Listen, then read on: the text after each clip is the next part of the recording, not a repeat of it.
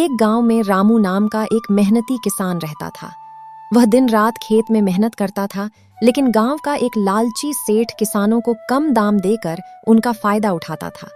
एक दिन किसान रामू अपने बेटे मोहन से बोला, बेटा, मैं दिन रात मेहनत करता हूं, फिर भी सेठ हमारी फसल का सही दाम नहीं देता।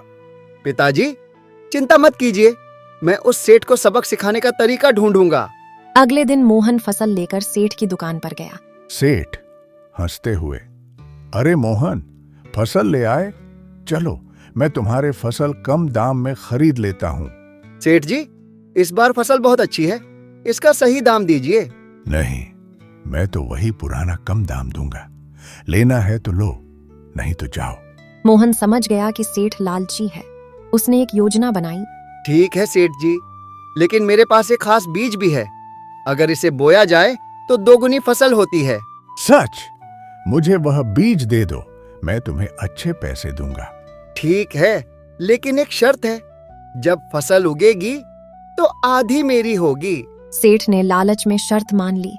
कुछ महीनों बाद खेत में फसल उगी। मोहन ने कहा, सेठ जी, अब शर्त के अनुसार आधी फसल मेरी है। सेठ गुस्से से बोला, यह कैसे हो सकता है? आपने ही तो शर्त मानी थी, अब आपको वादा निभाना होगा। गांव के लोग भी इकट्ठा हो गए। सेठ जी, वादा तो निभाना ही पड़ेगा। सेठ को अपनी गलती समझ आ गई।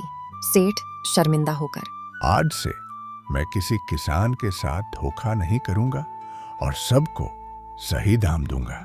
बेटा मोहन, आज पता चला कि ईमानदारी और समझदारी से ही जीवन में जीत मिलती है।